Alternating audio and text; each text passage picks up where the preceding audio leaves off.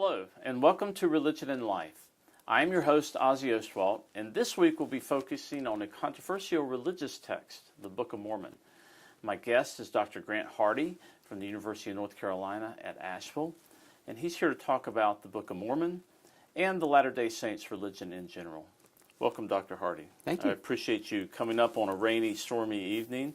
You gave a talk to our Religious Studies Club earlier, and we're going to show a couple of clips from that. And it was well received, and I appreciate you joining us. Pleasure to be here. Thanks for inviting me. Could you tell me just a little bit about your history and involvement with the Book of Mormon? And I should mention, actually, before we get started, you're quite the expert. You have both would you say a translation? No, a reader's edition. A reader's edition. Yeah, it's a reformatting of the standard. A reformatting of the Book of Mormon, and a book entitled Understanding the Book of Mormon, a Reader's Guide, out by Oxford Press. Right.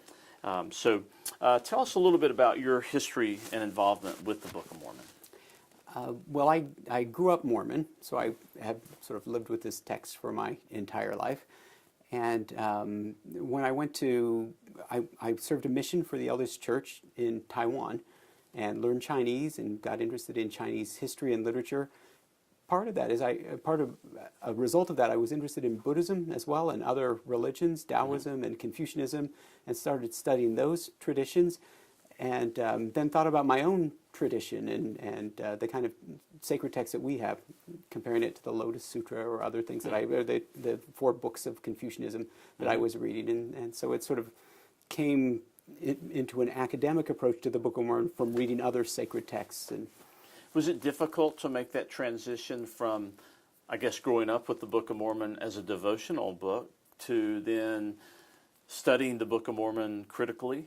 Was that a difficult transition for you? I don't think it was for me. I think it is sometimes for other people, but I think I was just a kid with lots of questions, and I always had sort of a critical take on things, and so it seemed like a natural way to study and to approach that text. So for someone who's not familiar with the Book of Mormon, how would you describe it?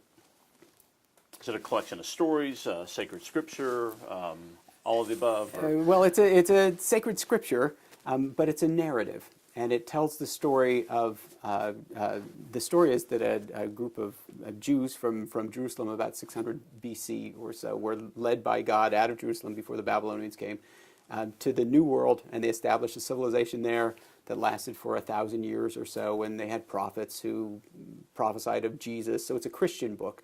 And then after 1,000 years, the civilization is destroyed, and they left this book as a record. So it's basically a narrative over this period of time, and then it has different authors and editors and different genres with it. So there's some poetry in it, and there's some stories, and there's some sermons, and it's sort of an eclectic work, but it's held together by this overarching story. And the fascinating part about it, the unique thing about it is that it establishes Hebraic origins for the New World, for America. Right. And that's always fascinated me, because it really makes Mormonism itself kind of a quintessential American religion, if you want to look at it.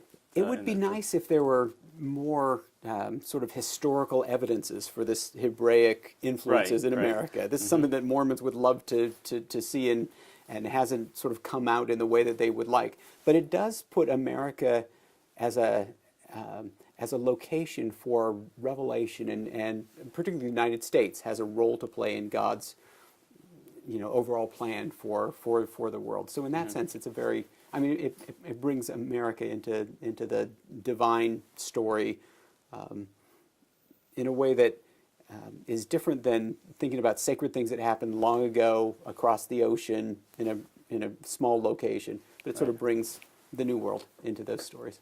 Now, the story of how the Book of Mormon actually came into being is equally fascinating. Would you maybe describe the origins of the book itself? How did it come into being? Sure, it's a wild story. But so there's a boy, teenager named Joseph Smith, who was living in upstate New York in the early 19th century, and he said that an angel appeared to him in his bedroom one night and told him of this record that had been written of this ancient civilization, and written on thin gold plates, and conveniently happened to be located had been buried many hundreds of years before near his home, and he was told by the angel where to find it, and he went and it was under a rock. He pulled this record out, and then wasn't allowed to take it home at that time, but 4 years later was allowed to take it home, and then he translated it with the help of a sort of a divinely provided translation device, a seer stone, or Urim and Thummim is a later term that's used for that. Right. And then he dictated. Did he use that term, Urim and Thummim? He did. That's an Old Testament. It is an Old Testament yeah. term. So he used the seer stone, which was Right. part of the kind of culture at the time, and then several years later, when he was talking about it, Mormons started using the term Urim and Thummim because it was a biblical term. It was a little more familiar. It was a little more acceptable. But early on, it was a seer stone that he had, or there were also some like spectacles that were with the plates that they called directors that were the story is provided by God so that he could translate this. So he translated through these devices, and he basically dictated the text over the course of about 3 months, kind of one time through, and it ends up being a book of maybe 600 pages or so. And his scribes sort of wrote it down as he dictated, and then that was published pretty much the way he dictated it. That's an impressive output to be able, however it came into being, through inspiration or dictation or translation or creativity, a book that size over the course For of those 3 of months. us who have written books, Yes. it's not a regular way to write books. I spend years trying to get the words right and make things come together. Absolutely. So. Now, in your talk, you were showing some illustrations, and these are kind of standard illustrations that are in the Book of Mormon. Right. So when Mormons read the Book of Mormon, they of course want to imagine what these figures, these characters were like. And there was a series of illustrations that was done in I think the 1960s by a Mormon artist named Arnold Freiberg that sort of set the standard Mormon impression of these figures. And then later Mormon art kind of draws on that. Mm-hmm. So there's pretty typical Mormon illustrations for the Book of Mormon. How does the outside world view the Book of Mormon, non-Mormons? With skepticism or with acceptance, or what's been your experience with that? Oh, I think skepticism, but I think that's sort of a very natural response to the kind of strange tale of its origins. Mm-hmm. But I think in recent years there's been more interest in the Book of Mormon, not somebody to read it to say, was this a revelation from God or wasn't a revelation from God, but more from a religious studies point of view, saying, okay, this is a text that matters for a particular community. Why? What do they see in it? How does it influence their lives? How do they use this text? What are the literary features of this text? How does it compare with other sacred texts from around the world? And that's kind of a new approach to Mormonism. It used to be that the only people who cared about Mormonism were Mormons and critics, right? People Right. who felt threatened by it or who wanted to expose the ridiculousness of it. But now there are people who are approaching it from kind of more neutral, scholars can be neutral, but a less kind of judgmental way, and just saying, we just want to understand what this is, what it means. So a Mormon would read the Book of Mormon as scripture, but would also read the Bible, say a standard Protestant Bible as well. The King James Bible, The in King fact. James Bible, okay. And the King James Bible is, of course, a very old translation with old-fashioned Elizabethan, Shakespearean kind of language. A lot of Christians use modern translations now, but Mormonism hasn't been able to do that because the language of the Book of Mormon is like the King James. So it will use thee and thou, and so to move away to a modern translation of the Bible would mean you'd leave the Book of Mormon behind, because they were sort of intended as a companion to that sort of very traditional English translation. So in reading the Book of Mormon, would you feel like if you were used to reading the King James Bible, you'd feel like you're reading some biblical narratives? Yeah, and I think that's the way early converts often felt as they read the Book of Mormon, they read the Bible and said, those sound pretty similar. It sounds like the voice of God.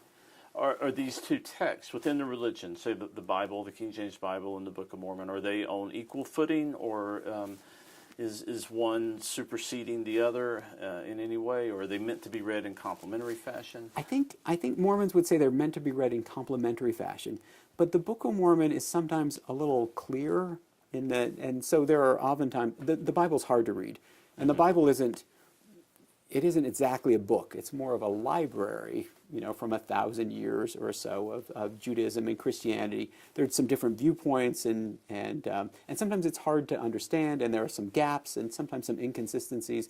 And the Book of Mormon, at least for Mormons, fills in some of those gaps, some of those inconsistencies, and it offers what they would see as sort of a fuller understanding of principles that they would find in the Bible. Okay. Now, in your reader's guide, describe that a little bit. Is it a commentary, or is it meant for a lay audience, or how would you? Is it for a devout Mormon who wants to supplement their reading, or is it for a non-Mormon who wants to understand it? So it's basically aimed toward non-Mormons, Okay. and it's a way to try to communicate what I see as some of the richness of this text, particularly from a literary point of view. The Book of Mormon is not a straight narrative. It's a story that's told by narrators who are also characters within the story. So you can watch them shape their materials, and it's that sort of extra level of literary interest that I try to explicate there. I think it would be something that would be interesting or certainly approachable by people who don't know the Book of Mormon very well, who are outsiders. But I think the kinds of things that I'm saying in here are oftentimes new for Latter-day Saints as well, who often tend to read the Book of Mormon more devotionally rather than critically, not in a negative sense, but trying to analyze it and look for the connections and the patterns. Well, the average Christian layperson would read the Bible devotionally and not Right. critically, so a similar type of reading. In hearing you talk about the book, it's largely narrative. Is that correct? That's correct. So you don't have teachings or sermons or that sort of material, or is it couched within the narrative? Right. You do have teachings and sermons, but those are always contextualized within a larger narrative. So you always know who's speaking and what the context is and how that relates to the political or historical events that have just happened. So in the Bible, oftentimes with, say, the classic prophets, with Isaiah, and you get these lovely poetry and teachings, but it's not always clear like when exactly that was spoken and to whom. But in the Book of Mormon, the context is always very clear. Okay. Do you have a favorite story? From the Book of Mormon? Yeah, I'm just wondering. You were talking about. Well, let's watch this clip of you talking about some of the stories from the Book of Mormon, and then maybe you can come back and relate a favorite if you have one. Sure. Okay. So, in the first part of the text described to Nephi, direct discourse is rare, and allowing individuals to speak in their own voices gives those opinions tremendous weight, particularly when a character speaks for the very first time. So in the King James Bible, there aren't any quotation marks. And when I went through, I put in quotation marks, and I think anybody would probably put them about where I put them. The first time that I put in quotation marks where the middle-aged Nephi is quoting his teenage self, he says this: "And it came to pass," this is the biblical phraseology here, "that I, Nephi, said unto my father, quote, I will go and do the things which the Lord hath commanded, for I know that the Lord giveth no commandments unto the children of men, save he shall prepare a way for them, that they may accomplish the thing which he commandeth them." Okay, lots of Mormons memorize this. It's one about, God will show me the way if I'm trying to be obedient. That's Nephi quoting himself. When he quotes those older brothers, sort of the villains of the story, the first time he quotes them happens about a chapter later. The story is that they have seen an angel. No, they've been beating up on Nephi, and an angel comes and says, "Quit beating up on your younger brother," and then he's got this job to do and whatever, and it'll be okay. He knows what he's doing. The angel leaves, and then we get this quote: "And after the angel had departed, Laman and Lemuel," these are the older brothers, "again began to murmur, saying," quote, "How is it possible that the Lord will deliver Laban into our hands?" This is the task. "Behold, he's a mighty man and can command 50. Yea, even he can slay 50. Why not us?" All right, so having watched that, do you have a story in the Book of Mormon? This may be an unfair question, but that you remember fondly as a child, or that is one of your favorites, perhaps? A favorite story as a child might be the story of Jesus coming to the Nephites, to these people in the New World, which is kind of a dramatic climax of the story, and like the Jesus in the New Testament, he's pretty tender with children. He sort of takes children and blesses them and prays for them. As an adult, I come back again and again to the story of Nephi, who's the first narrator, because I've come to recognize him as somebody who's writing from a kind of middle-aged perspective. And I think that his life hasn't turned out the way that he had hoped it would, and he is looking for meaning and a little consolation by reading Scripture. And they have some scriptures they call the brass plates that they brought over that have some of the same things as the Hebrew Bible. So I see Nephi as a reader, as somebody who is using literature and sacred texts to try to make sense of his own life. And maybe I feel like I identify with that a little bit as somebody who reads Scripture and tries to come to terms with. So he's a character Yes. within the Scripture, Right. struggling with his faith and reading Scripture. Yes, it doesn't exactly struggle with his faith because he's a prophet. God Okay. speaks to him pretty directly. Okay. But I think he struggles a little bit with his expectations. I don't know that Okay. his life turned out quite the way that he had hoped it would when he was Many of us have those feelings, right? Well, this is what I see, and I guess Right. that's what sort of catches it. So it's very much a middle-aged perspective on the Book of Mormon. But that's one of the things about Scripture, sacred text in general, is it's something that people read throughout their lives, and then when they come to it at different times in their lives or given different backgrounds or experiences, it speaks in new ways or communicates to them and has on multiple levels. Right.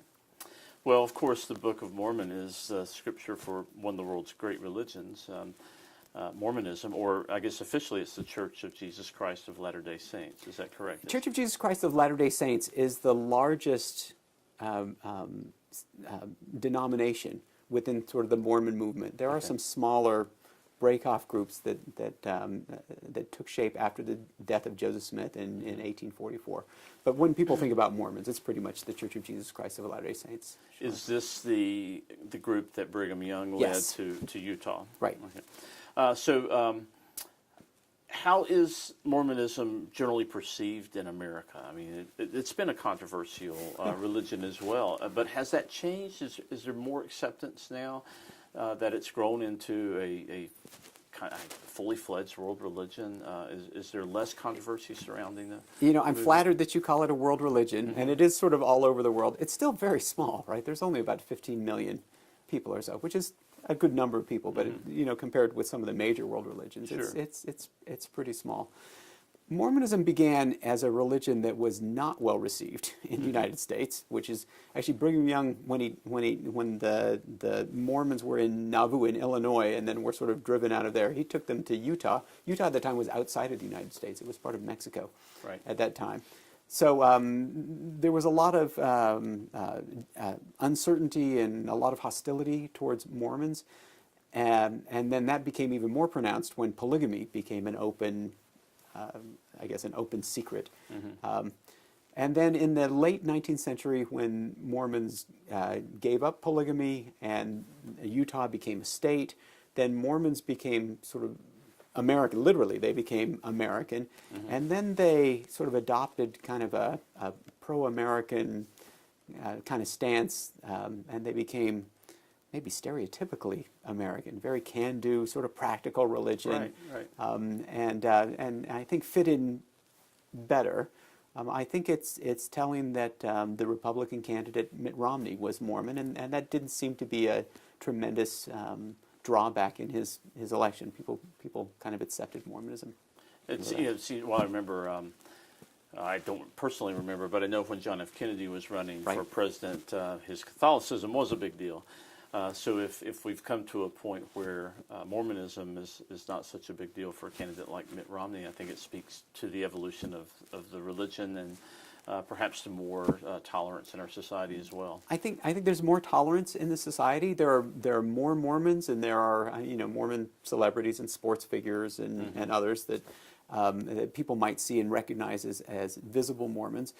In some ways, Mormonism perhaps is too American now, because most of the members of the Church of Jesus Christ of Latter-day Saints live outside of the United States. It's more of an international religion, but the leadership, the top leadership, is still very American. Right. And I think that may shift at some point to give more voice, more say to Mormons who didn't grow up in Utah or even in the United States. That will be part of our story going forward, I think. Well, just briefly, in the minute or so we have left, what do you see for the future of Mormonism in America? In America? In America, yes. I think I would see greater acceptance and understanding, particularly as there are more Mormons. I think one of the things that makes a difference in religious minorities is if people have a friend or if they know someone who is of that denomination. And there's a lot of Mormons in the West, not so many Mormons in the Southeast or the Northeast. And I think as that changes, I think there might be more acceptance and openness to this as a minority religion, but as a voice among the, sort of in the orchestra of American religions. Well, thank you. This has been fascinating. I appreciate your perspective. I appreciate your scholarly work. I think you've contributed to a literary understanding of the Book of Mormon, and we thank you, and I thank you for coming out tonight. Well, thank you very much for inviting me. Sure. It's a pleasure. Well, that's it for Religion and Life this week. Join me next week when we're going to be discussing neuroethics and moral science with Dr. Matt Rubel from the Philosophy and Religion Department here at ASU. This is Ozzie Ostwalt. Until next week.